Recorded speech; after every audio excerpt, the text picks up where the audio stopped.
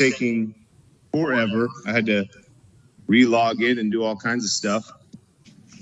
Looks like it looks like it might be a little bit chilly in the Crockett Cave, or are you just still bundling up from the vid? From your fifth time from Cinco de Vid. Yeah, dude, it's Charlie 22 over here, you know? The gift that keeps on giving. That's crazy, man. How many times have you had that? I mean, proven twice this year alone. And then beginning, I mean, I would say 2 times, but I can't prove it. But I can almost, I mean, by proxy, prove it. I mean, dude, literally, without going into the details of it, I shared some drinks with somebody that couldn't even smell. It was before, like, not being able to smell was a symptom. And then I got sick rapidly, like, right after. That was in, I want to say, March time frame. And then I got it again later that year. Or actually, it might have been in 2021. Yeah, it was 2021. Anyways, it's been 4 times, it seems like. But, yeah, man. Let's try for 20. Let's see how many times if I can beat that record in 23. That is insane, man. I don't even know how that's possible. But how you feeling now? You feeling good? Yeah, man. Today, got back on the horse. Did my first. I tried to do a workout yesterday. I couldn't even get a sweat going on, man. Just tired. Just didn't have it in me, man. Just did some, did a little experimentation, some movement patterns and such, but just couldn't shift into the next gear. And then today, much better. Got a sweat in. Did some TRX work. Good solid hour. Not super high intensity, but yeah, man, good to be back. Getting there. Good to be back, and that's the reason why we joined on this thing. I've been on the road for, I think this is my second day home in 18 days. I was in Hawaii for a while, and then I came home for 1 day, and then went back to Southern California and was in Southern California, and that's when you came down with the vid. And I hopped on and recorded like a 13-minute video or something, just saying, just touching base. And I don't even know what I talked about. I don't even know if I posted it. I don't think I did. But, it's important that we continue the journey. And I don't, I'm having a difficult time even kind of picking up where I last left off. But since then, I would say it's exciting to see kind of what LCC is turning into, and the people that I've been in contact with. And LCC, I guess I should always not assume that everybody knows what this is. Left Coast Caveman, primitive well-being, modern hunting and gathering. We hunt and gather mentalities, nutritional modalities, and fitness modalities for better well-being. So every week we touch base, or at least we try to every week, and talk about a mentality, a fitness modality that we've been exploring, in a nutritional modality. And it's kind of funny how things have been coming together, because I've been thinking about things that we've been talking about, whether that's probiotics and lactobacillus reuteri in dairy. And I've been experimenting with that a bit and picked up a lot of those kefirs with the lactobacillus reuteri, and that's a topic of further discussion, but as these things kind of pop up, I think about, like, I'll be in Sprouts and I'll be thinking about or Sprouts or Whole Foods, and I picked up like this thing. This is brand new. Can you even see that? Pull it back. It's called a probiotic. It's like now they're starting to introduce probiotics in the nutritional bar section. And I'm seeing a lot of nootropics in nutritional bar sections. And I'm seeing a lot of just expanding of the modalities that you and I have been talking about for years in products. And I think that starting to integrate that into our platform again, and doing these more maybe in person and talking about products, is going to be important.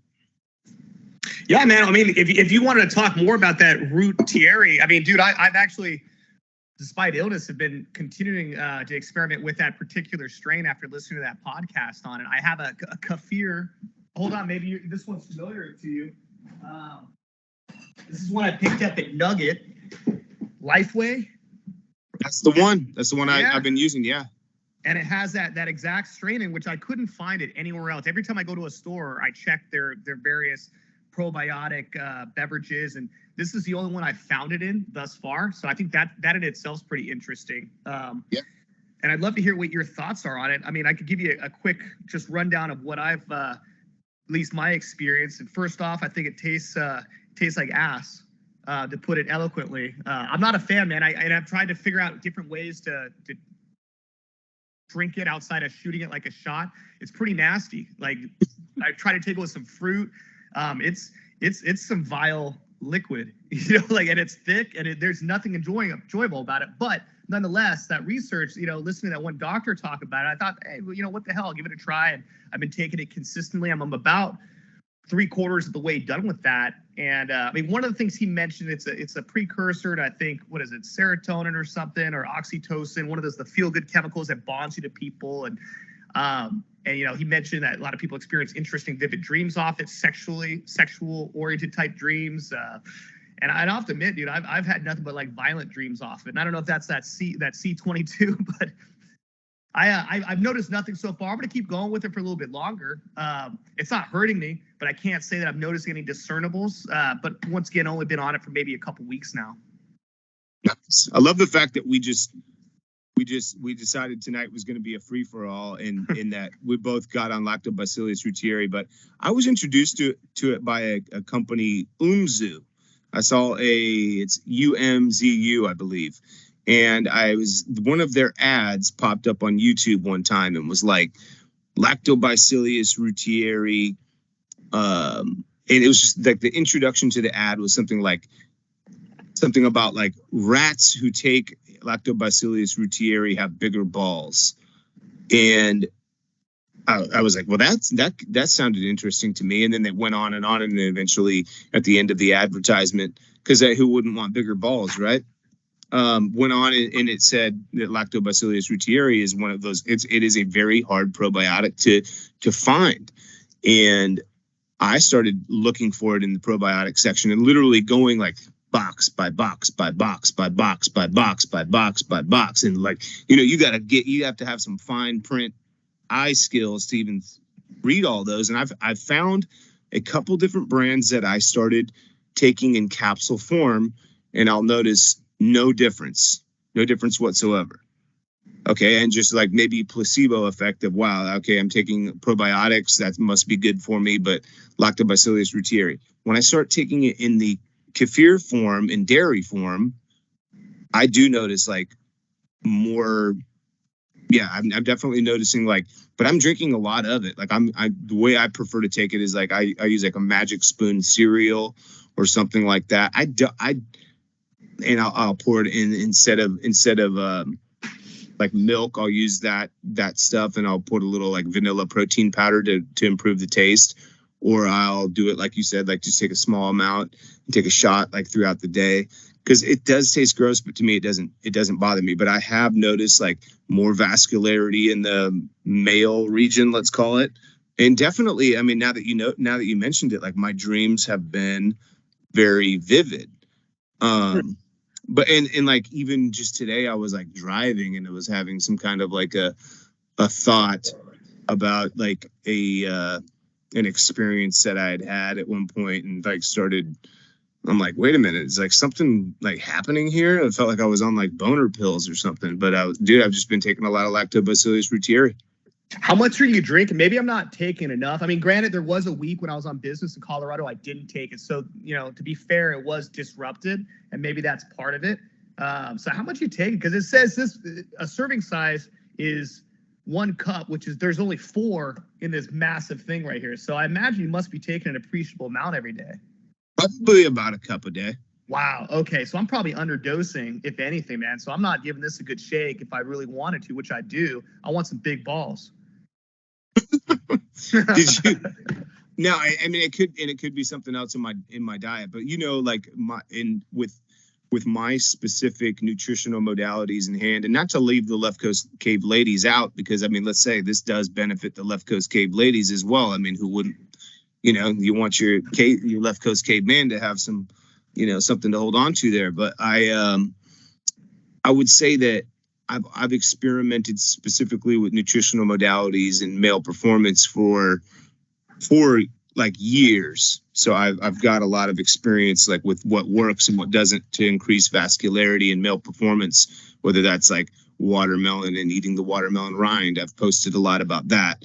I make a beet jelly that I'll post at leftcoastcaveman.com. It's like a beet chia mushroom mycelium jelly that I use. But this is let's just say to like to sum this up in terms of like a cave implementation, there is a definite and significant noticeable effect that I've noticed recently, having taken lactobacillus reuteri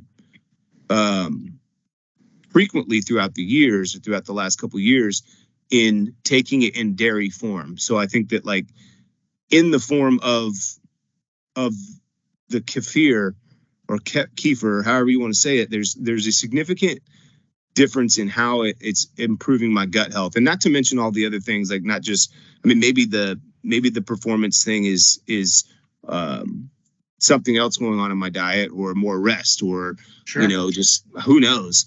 But you never know what that's causing. But like, not to mention the digestive properties, the probiotics might have a better impact on my mood.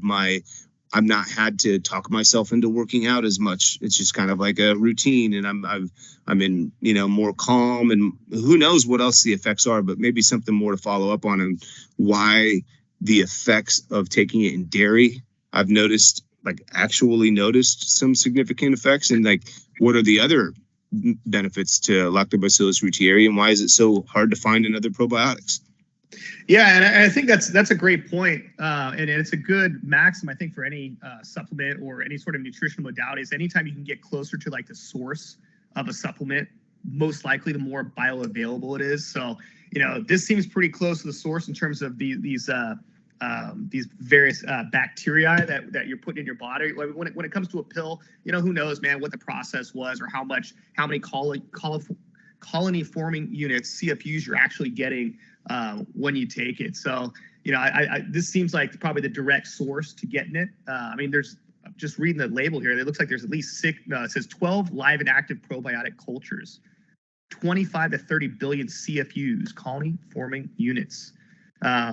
What is the difference between a kefir? Once again, we'll have to figure out how to say this damn thing. Kefir. What is the difference between a kefir and, like, just say a yogurt? Because it seems similar, but it's obviously more drinkable, I guess, less viscous. But do you know what the difference is? I don't, honestly, Yeah. and I should, being a guy that used to be in CPG and sell yogurt. But I will say too that like a good experiment would be, because if you're going to get an effect from it, you're going to need a substantial amount of it, and you can make this stuff yourself at home if you have even like a starter culture, like a bottle of kefir, and I'll start digging into that a little bit more and post it at Left Coast Caveman under the nutritional section and Left Coast Culinary. Like, it's pretty easy to make at home, but I think that I would have to imagine that generally speaking, like the differences, because you can make it in a Instapot. It's not Insta. It takes several hours and it has a couple steps, but if you can start it, then you can continue to replicate it, much like you would like a sourdough culturing system. But generally speaking, I don't know, and I'm not going to say that I know, but I know like the differences in yogurt have to do with like the straining and the like the fermentation process. So maybe less straining, because like the more you strain it, the thicker it gets. And so like when you make homemade yogurt, which is what made me think of it, it's real runny unless you can continue to strain it. And maybe the kefir is just like the liquefied, like drinkable version of a yogurt. Essentially the same thing, just a different kind of format. Yeah, I mean, you're looking at the ingredients here. It's pretty clean. I mean, there's only a few: pasteurized low-fat milk, non-fat milk, pectin, vitamin A, palmitate, vitamin D3 cultures. I mean, it's simple. Appreciable amount of protein, 10 grams for per serving. So 40 grams for a jug of this. Small little, what is this, 1 liter looks like.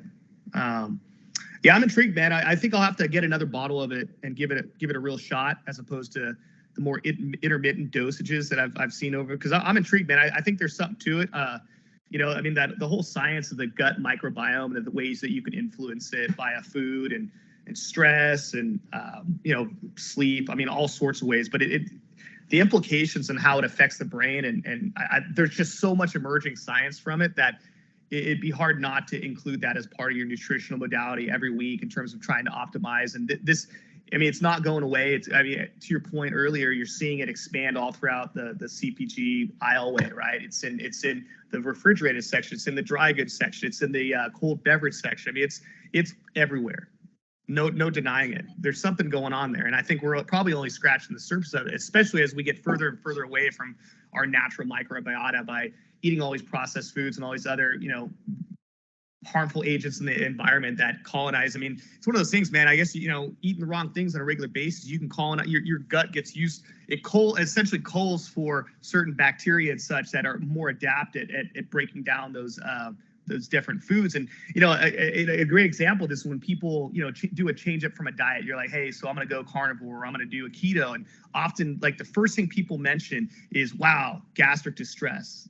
Like everybody has like some sort of, intermediary time where it's like, man, things aren't normal. It's rough, and then it eventually normalizes, and that's because there's a turnover in the bacteria, because now it's essentially it's like almost like evolution in this small little environment, the lumen of your body, and it's essentially culling for the bacteria that's more adapt to like now breaking down and feeding and propagating off whatever the new foods that you're putting in your body. So I'm intrigued, man. I think there's a lot more research, and we should probably continue the path on studying how these various microbes affect us. I mean, I think if I remember correctly from college biology, man, like majority of our body is bacteria. I think for every human cell we have, there's 10 bacteria cells. So we're mostly bacteria. We have more bacterial DNA than we do our own DNA, which is kind of I still don't believe it, but apparently that's a truism.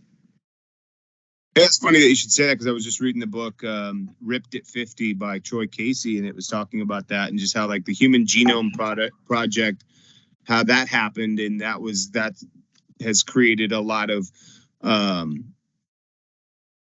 new ideas about health and wellness. And now they're studying similarly the microbiome, and a lot of funding is being put towards studying the microbiome, and just exactly what you're talking about is the bacteria that make us up. And I mean, to put it bluntly, I mean, our food chain and our food supply is completely jacked up, and what ways can you mitigate that? I mean, you mentioned just the pesticides or the harmful bacteria and harmful whatever that we might be introducing into our body through the food chain. I mean, why not have a protocol for probiotics that we dive into to find out what's the best kind of setup? Lactobacillus reuteri seems to be like one that we've both zeroed in on, but what is the kind of what are the mixtures of probiotics that would be for better well-being for certain circumstances? I think that's the next frontier, and an area that we could continue to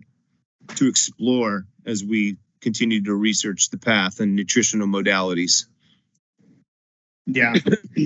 Yeah, I mean, one that freaks me out. I know as we put a lid on this topic.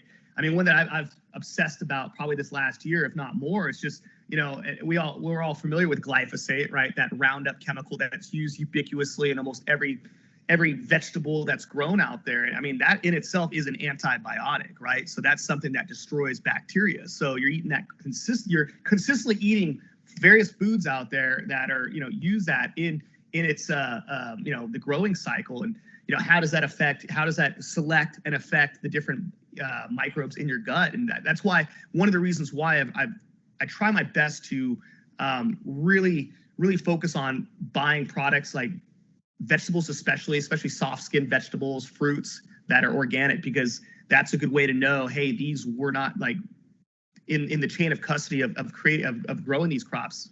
Glyphosate wasn't used. And then, I mean, you can get really deep in that. Well, when it comes to outsourcing say beef, well, were the cows eating a grain, a corn, a grass that was treated with glyphosate? A lot of times they do. So it's like, well, that's another level of trying to cull that through. And it's interesting that many countries are starting to outlaw glyphosate. It's not allowed. They can't use it.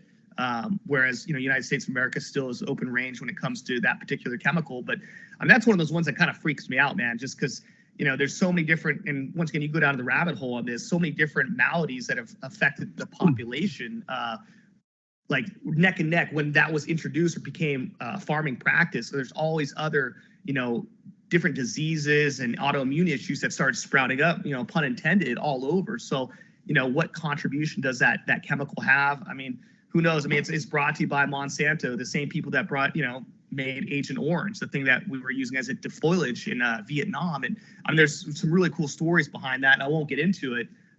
But it's suspect at the very least. So. Yeah. Well, to be continued, because I actually just made some contacts with a few folks in the health and wellness community. Most of them represent a company called Purium, which makes a food product, not a supplement, because I think their products are considered food products because they're made with real food, to my knowledge. And I plan on buying and trying and introducing to the cast, and I'll send you some of their product that I think it's called like Biomedic or something like that. I know I'm getting that wrong, but I didn't want to take the time to look it up. But it's specifically designed to detox the harmful effects of glyphosate in your body, because their position is that everything, no matter even if you're eating organic, because there's different levels of organic, and most of what's labeled organic would still contain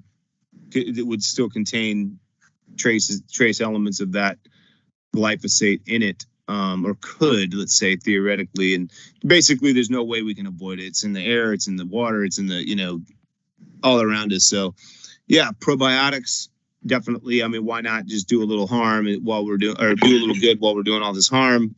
And definitely can stand behind the kefir. And this brand is the one that I've been working on too, the one that you have. So to be continued there. But yeah, man, I'm just going to keep throwing stuff out, because I got 2 little crystals right here, and I've been doing a lot of, have you ever heard of a gua sha? No, tell me more. Gua sha for skin health, stretching your skin out. Somebody showed me the whole gua sha technique, but I don't think you're supposed to use crystals for it. There's actually like an old crystal, like glass stone that you can use to gua sha your skin. But talking about like old ancient practices that people did way back in the day, maybe they got bored, maybe not, but I think there's like a reverting back to, and you find these in these little like cool boutique craft stores and stuff, and they're going to charge you $30 for them, and it's something that people used to just do, regularly. Caveman, primitive people. That's why we're the left coast caveman, is that we agree with modern technology, but how do you use modern technology to kind of reintegrate old practices? And it's funny that now we put a premium on it. We've talked a little bit about eating liver. It's like that was a poor man's meal, and now we're going to put a premium on it and put it in a capsule, and we've talked about like intentional grounding for your feet and walking barefoot and these kind of things. And I just saw an ad on Instagram today, like these little strips that you can put on your shoes that are supposed to like increase the electromagnetic like connection between you and the ground, mitigating the rubber soles on your feet. So something that we could read into, or research and follow up on. But one thing I've been doing all week in response to this kinetic chain conversation we've been having is, and I'll cut in the videos on here, just some of my experimentations that I've been doing, is I've been jogging, because, my fitness modality, and now we're transitioning into fitness modalities clearly, but I've been training for triathlon. And part of my training is that I do a minimum output quantity every single day. So I'm going to run every single day, even if it's a small amount. Running every day, I have a minimum run that I do, a minimum swim that I do, and a minimum bike. But I've been doing that run barefoot because I've been minding my kinetic chain. And it's funny that I sent you a video earlier about how I've been observing how people run with shoes on versus how I have to run when I'm barefoot. And like when you're running when you're barefoot, there's no ergonomic incorrect way to do it, because it jacks you up if you try to. Like, you can't run real fast. You can't like smash your feet. You have to like flex your feet, posture up, and really like pay attention to your total body. And what I've noticed is that I'm not as sore from running. My back doesn't hurt as bad. My legs don't hurt. And I've been doing miles like that, especially on a treadmill. Been able to go a lot further on a treadmill barefoot than I can outside. But, just experimenting with this kinetic chain and kinetic network and trying to mind my posture and assuming that every workout is essentially a total body workout. So if I'm lifting weights, I'm barefoot. And you wrote about that at Coast Caveman. But I thought about it like, why does anybody put on shoes in a workout? Like if you're meditating, if you're doing yoga, you never put on shoes for that. And you can notice a difference. Like I notice a difference in my ability to lift properly, in the attention that I pay to my ergonomics and my posture and like my total body connection network when I'm grounded with bare feet. And I use the analogy in that video of like assembling something. Like if you get something in the mail that you have to assemble, you're not going to put thick gloves on your hands to assemble that. It's like, why? Because like you lose dexterity, you lose the ability to really fine tune your movement when you have these gloves on your hands. Like the only real reason why you would put footwear on is to protect your feet. So if you don't need the protection per se, why put it on? Yeah, and I think with posture, I mean, it all starts at the ground level, your connection with the ground. And it's the first contact, we have our body with the ground, and we essentially glove it up. We cast it in this foam, multicolored mess. And, then we go out there and perform. And I don't know if we've just all fallen victim to just amazing marketing from, brought to you by Nike and all these great companies that make shoes sexy and, the next tool that's going to help you run that extra mile. And I've been on the barefoot kick for quite a while now. I mean, in fact, I was that guy in college that was always walking around with those Vibram 5-finger shoes. Are you familiar with those? I've seen you wear them, yeah. Okay, yeah. I remember, no, not only that guy in college. I remember when we were at a business meeting one time, and this is before we really got to know each other well. And it was like, we were in Kentucky, and it was like, hey man, let's go on a jog. Let's go work out. We got an hour or 2 hours, and you showed up with those on. And I was like, what the fuck do you have on your feet, man? They're like, and that was my first introduction to those things. Oh man. I mean, I haven't skipped a beat with them. I'm a big believer in them. I love them. Outside, once again, outside of, I don't think I got any more numbers because I was wearing What's the brand? They're called Vibram 5 Fingers. I think they don't call them 5 toes, but what's that? Do you have them handy? You could show? Yeah, right here. These guys. Look at that. See, yeah. That might be a middle ground from what I'm looking for. Because I was thinking when I was running that I need something that I can still feel like I'm barefoot, but like sort of protect my feet. Because I've noticed when I'm in socks, or even like a thick sock with some kind of like a protective layer on it, would be better than barefoot. Yeah, they make a few versions of this. I've had more of an all-terrain one, which that does have a rubber sole, but the all-terrain one has a little bit thicker. And you'll notice how important that is if you're running on gravel or if you're doing trail running. And one thing that I think is actually the benefit of wearing these when you run is you're paying attention what you're landing on. Because I mean, by no choice, once you land on a piece of rock wrong, you'll get an instant feedback, a youch, and you'll jump up, and it's not comfortable. And I've stubbornly went out on a run unprepared, and I didn't realize how much gravel I'd be running on it. And when I came back, my foot was covered in bruises, like instantly. And it was a very unenjoyable run. So you got to be somewhat careful in how you're using these things. I think in concrete and just general more smooth trails, not a big deal. At the gym, definitely. These are great. There's other brands out there. I used a New Balance one that looked more like a normal shoe, so you weren't quite as strange looking around people. But I like the strangeness of it. You can give people a little wave with your little toe fingers. That's fun. Yeah. But Zero also makes a version of this, which is getting a lot of publicity. I know Ben Patrick from what is it, Knees Over Toes, he wears them, and they seem to be really gaining traction, pun intended. And I'm looking at actually getting a pair just to try something different, as I do like these, but I'd like to have a clean version. That one I use outside, one I use inside. And I think for anybody that's looking to like get into these type of shoes, I mean, and maybe they're not sold off the benefits of it. And what I would say is, if you really want to notice the benefits of it, go to the track and do some sprints, right? Do that protocol. You're gonna jog the corners, you're gonna sprint the straights.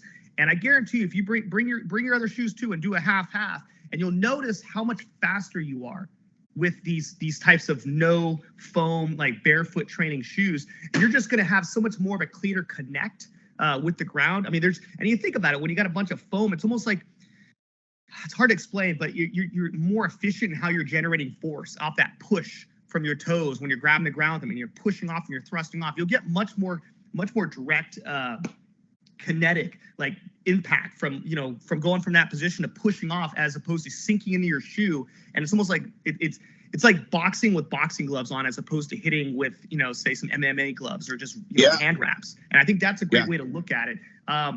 When it comes to lifting weights, I mean, and you mentioned this, and this is a big reason why. Like, I've gone to the gym and tried to squat with like your standard shoes on, and you'll notice how unbalanced you feel when even with something that's bilaterally balanced with a barbell on your back. And it's a big time difference, man. Your ability to balance yourself with your feet it's retarded if you're going to wear those type of shoes. Like, it's literally like, it's not optimal whatsoever. I don't understand the big sole. I mean, especially if you've seen the Hokus.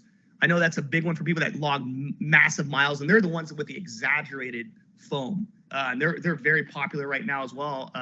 You go to any foot store, REI, or you'll see they'll have representation.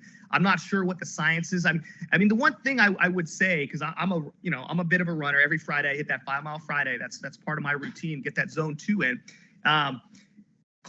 Running on concrete with the barefoot trainers is a little rough.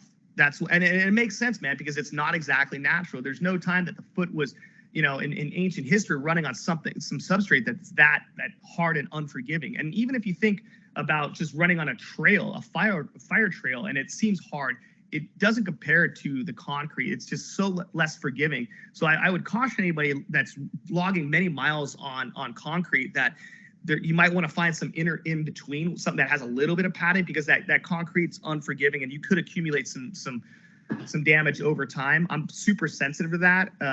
But once again, I'm keeping my miles sub 10 miles, and that seems to have worked out well for me. But anything, I would say 5 and above, there might be some danger there. At least I found with my joints. Yeah. I mean, it's a couple points that you bring up that I want to reiterate, because I started this protocol when I was in Hawaii jogging on the beach. Obviously, I'm not going to have shoes on. And the first few times I was kind of sore, but then I just continued it when I got home. Like, I'm going to continue jogging barefoot. And I noticed that the pain went away. I did kind of misstep, and now I'm where, I misstepped and jacked my foot up today. But I mean, part of building strength, part of doing jiu-jitsu, part of doing anything is injury. And so there's always a cost and a benefit to everything that you do. And you can't expect anything to be perfect overnight and for it to automatically yield extremely noticeably beneficial results without a little bit of pain and suffering along the way. We've both acknowledged on several different casts that pain and suffering is part of the path. But what are those benefits? Like, I've noticed a significant change in my balance, a significant change in, I want to even say, like, my mind-body connection. You mentioned hitting the bag, and it's like my dexterity and my accuracy with my punches and my footwork as it relates to my punches are a lot better. And just the whole total body, like, awareness and like feeling like my body is one piece, and like noticing the connective network when I'm throwing a punch. How does that impact my core, my obliques, my leg, down to my foot, down to my ankle? What's my ankle doing? And so, like, just more mind-body awareness, more balance. And yeah, there's going to be some bumps and bruises along the way, and there's some benefit to those big clunky shoes, but there is cost to it as well. Like, people that run often claim, bad hips, bad backs, and things of that nature. Well, it's like, because you've got this protective measure on your feet, but you're sacrificing something else. You're sacrificing your ergonomics, and you're just basically just a meat machine just cranking down the road. Whereas, like, if you're a primal being, using your feet, using your total body, that's a totally different thing.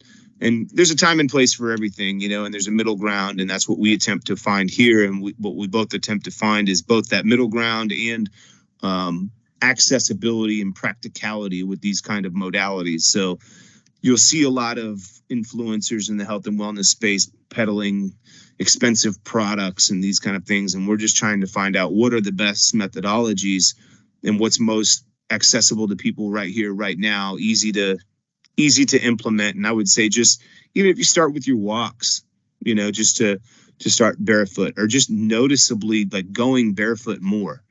I noticed that, you know, for me, it's something that I've always done, and I've been able to increase it more through conscious effort.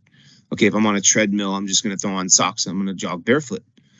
Most people don't even consider that, or consider that it could have potential benefits when it does, because you're going to mind your posture. You're going to pay attention to your body movements and your alignments better because you have to. If you have shoes on, you can kind of get away with a little bit of sloppy form. It's kind of like if you're wrenching on a big vehicle and you got big, thick gloves on your hands, you're gonna just bang your knuckles in there because there's no risk to banging your knuckles up. But if you're bare hands, you're gonna really pay attention to your movements and what you're doing, you know, and over time, doing that more often over time, you're going to develop more acute skills versus like blunt skills. Just, you know, you're gonna fine tune your movements rather than just being able to move. And that kind of brings me up to the mentality piece. That one piece, I don't know if you've have anything prepared, and this might be a flop, but there was one section that I ran into on the Celestine Prophecy that really grabbed at me this week that I wanted to share with you. And it's kind of in this space of like, you know, what you and I try to do, and that's make more accessible, more practical, more affordable, let's say, even the these health and wellness tips that people peddle out in the marketplace. And I ran into this quote. It starts at 3:14:20, so there's like 20 seconds here that might be idle talk, but let me cue it up real quick and blast it off and see if. Tell me, can you hear this? Most totally. Yeah.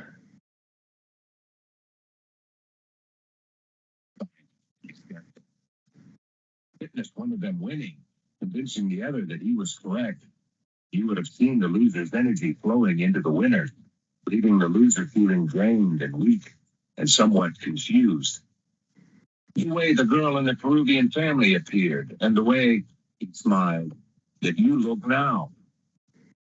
You saw that happening to me? I asked. Yes, he replied. It's extremely difficult for you to stop his control of you and to pull yourself away. I thought for a minute you weren't going to do it. Jesus. But really be evil. Not really, he said. Probably only half aware of what he's doing. Thinks he's right to control the situation. And no doubt he learned a long time ago that he could control successfully by following a certain strategy. He first pretends to be your friend. Then he finds something wrong with what you're doing. In your case, that you were in danger. By following a certain strategy. He first pretends to be your friend. Then he finds something wrong with what you're doing. In your case, that you were in danger. In effect, he subtly undermines your confidence in your own path until you begin to identify with him. As soon as that happens, he has you. In effect, he's by following a certain strategy. He first pretends to be your friend, and he finds something wrong with what you're doing. In your case, that you were in danger. In effect, he subtly undermines your confidence in your own path until you begin to identify with him. As soon as that happens, he has you. Okay, so I finally found it and I replayed it 3 times, and it's something that I've started to notice. Once I picked up on it, I've noticed that it's a subliminal strategy that a lot of people use. And I caution that I think that on our path and what we do and what we try to promote here on the Left Coast Caveman is just giving you information. and giving each other information so that we can improve our paths. But if you like cautioning against all of these categorical and fear-based approaches that I see out there from nutrition, let's take just nutrition for an example, carnivore diet, keto diet, paleo diet, even this talk around glyphosate, you'll find spaces of people talking about the chemtrails and this and that. And it's like, or just let's say fitness modalities. There's like, well, this is why you shouldn't do cardio at all ever, because it's actually not good for muscles. And then, oh, well, this is how you should build muscles because, blah, blah, blah, blah, blah. There's countless examples.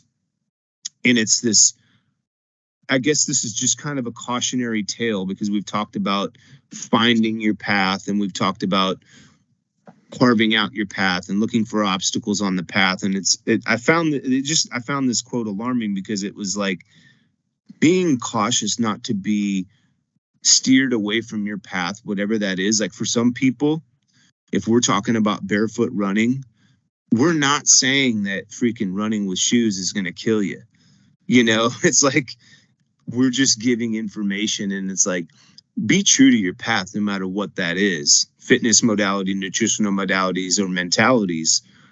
But notice that we're just giving information and not trying to scare people into our way of thinking, And I noticed that a lot with health and wellness influencers. It's like, oh, you should never eat plants ever, because plants have these chemicals in them that can kill you. And like, oh, we should never eat meat ever, because meat is made of this and that. And like cherry picking all of these negative benefits, or negative benefits. That was a pretty, that's not, you know what I'm trying to say?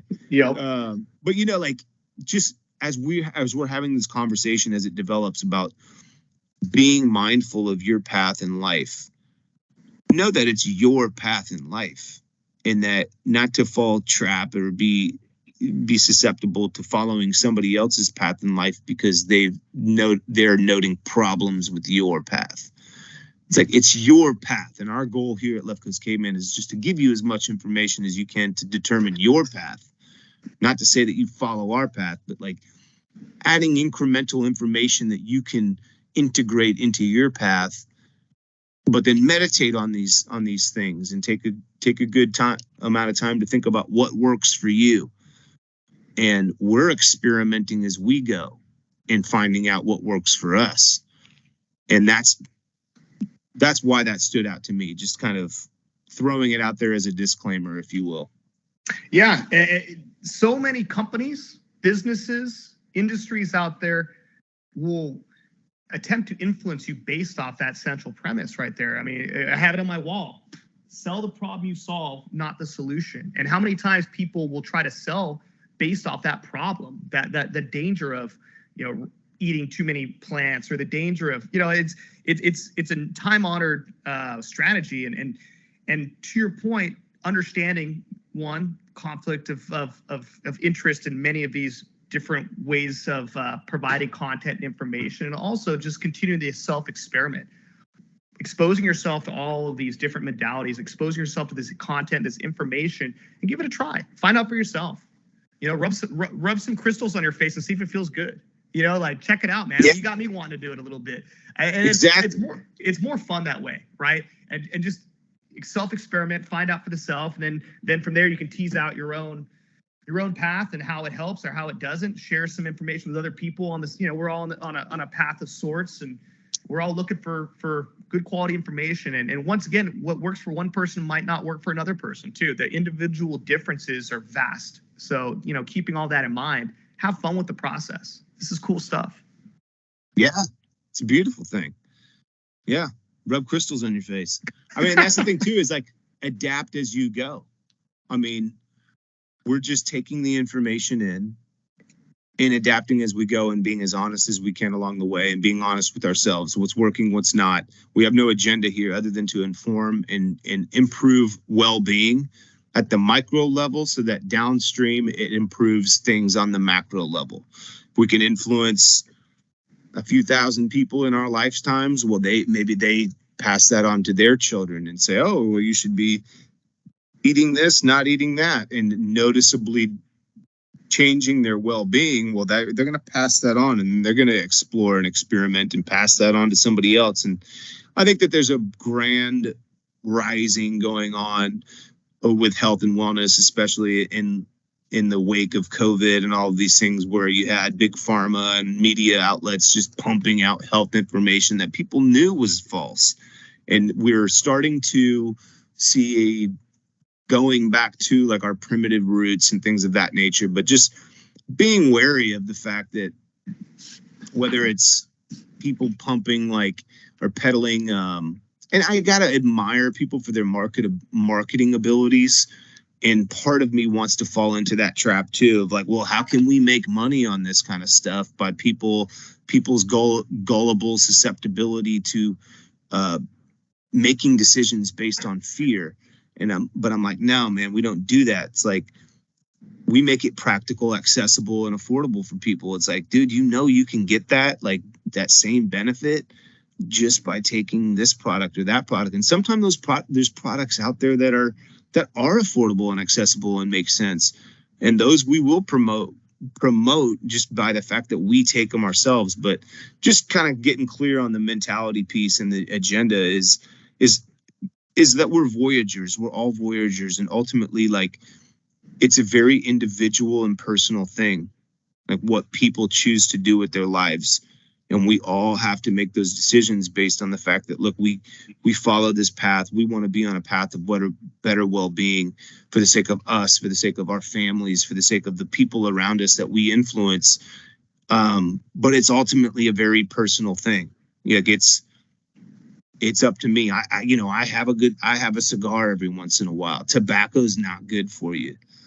Well, maybe it is, and we can talk about that in certain instances. But, and I have a drink every once in a while. But it's like, and I'll eat meat and I'll eat plants, and sometimes I eat donuts. It's like to not demonize certain things, but to put yourself on a personal path of better well-being, not based out of fear, but based on intention and choice.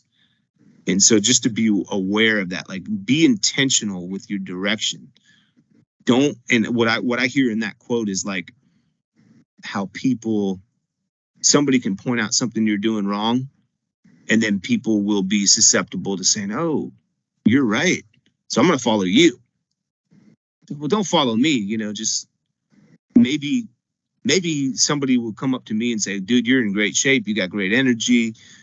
I like the way what you're doing. I like what are you doing? And I'll say, well, just listen to Left Coast Caveman, watch Left Coast Caveman, read Left Coast Caveman. You'll find out, but find out for yourself, like what works for you, and then contribute to the community, because you've got ideas that we might not have, And so it's a big organizational, community-driven approach, and that's what I'm trying to, I guess, convey with this quote. Is when I heard that, I heard, wow, that's what I see in the influencing community. It's like, you see, even like I mentioned that I was in contact with these Purium people. It's like they're putting up out all these ads, like, look in the sky, look at all these, glyphosate's killing us. Your balls are shrinking. Your testosterone is if you don't do this, then the male species is going to be wiped out. It's like, maybe not, and so. It may be so. Maybe you bring up some valid points about things that are wrong with our food supply. Great. But like, figure out a way to take that information and make your own path. Don't just like fall into the trap of following somebody else for the sake of fear. Yeah. And I often find that the source of most of the fear is generally in overconsumption or of any modality or nutrition, or anything in unmoderate levels is often not good for you. You smoke, 4 cigars a day, probably not great. You got one on every Friday night, probably not a big deal, So take it for what it is. Everybody has different tolerances to these things, and maybe a whole lot of glyphosate, not great for you. Maybe a little bit here or there because you can't avoid it because it's everywhere. It is what it is. And should you stress over that to some pathogenic level? Probably not, right? So you know, it's a moderation type thing, and I think as long as you stay true to some ancestral way of approaching your nutrition, approaching your physical fitness, approaching your relationships, not forgetting what we've all forgotten in a way, but it's still in there. We all know in some deep level, we discover along the way these little gems of the past that we have forgotten as a group or as an individual, and we find out, wow, that's amazing. Well, who would have thought walking around barefoot feels great? You know, you know, all these other things happen because of it. I feel stronger. I have more balance. My toes start to splay out more, and now I have more balance because I have a larger toe area for my toes to spread out as it was meant to. You know, aligning with those ancestral ways. And I think that's a big theme of what we do is how to bring the individual, the contemporary man back to some of those times where it's like those practices were really beneficial. And, you know, using those and inculcating those with modern technology. I mean, that's progress, I feel.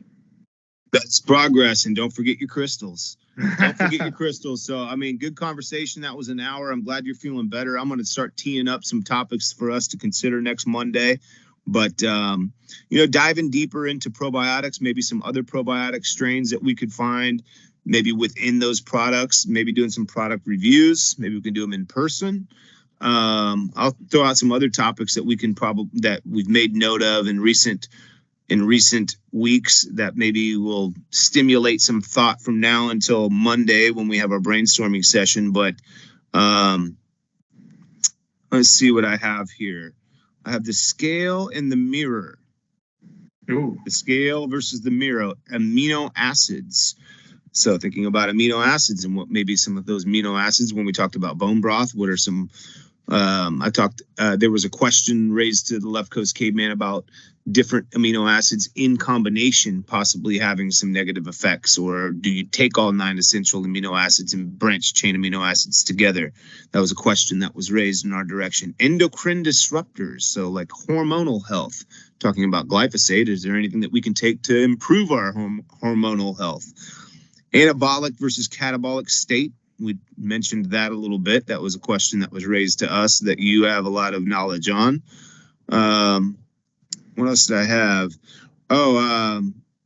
In conjunction with men's health, this is a question that came to me versus because I was having conversations with a guy named on Instagram called Sexual Kung Fu. Dang. He's got a lot of good information out there, and semen retention, or like abstaining from sex, let's call it, for the Left Coast Cave ladies. So abstaining versus like frequency or ejaculation, and prostate health and hormonal health. So like maybe diving into some of those topics that have come our way recently. These are topics that people have either commented or sent me DMs or have sent me articles or challenged some things that I've posted. So just talking a little bit about that, and like for mentality pieces, word is manifestation, talking about like the power of the word and manifestation. Thoughts are things. I've been posting a little bit about that. So I don't know, just something to think about for next time. Yeah, let's do it, man. I like the whole amino acid information piece, especially I've been really into glycine lately as it ties into hydration. So I think that'd be fun. And you mentioned earlier Umzu. I feel like I've seen a few of their products advertised on YouTube. They had a pretty hard campaign going on, pun intended, for quite a while. I'm interested in that. I mean, I feel like I kind of look like the guy a little bit. He comes on there with the big beard and the beanie on. So yeah, I mean, there's a lot of pieces there, ones that I also subscribe to in terms of the abstainment of release, if you will. I think there's definitely something to that. Micro fast, sexually speaking, those are interesting and something I also play with. Pun again. I'm too many puns, dude. I'm gonna stop. Yeah, that's your 4th pun intended. You only get one per cast. Yeah, we'll dial in on Monday, but I think those are some really great topics that we could tie some material in and do some homework on, and hopefully provide some interesting thought around it. Awesome. We'll have a fantastic weekend. Good to be back in contact. Good to see you back in on your feet, doing well, and we'll hit the mat soon. We'll I do think we start integrating the product. We should integrate the product reviews. If we can figure out how to snippet these down to 45 minutes, then we can carve out 15 minutes in for product reviews too. Yep. All right, brother. All right, man. Good health. All right, same to you.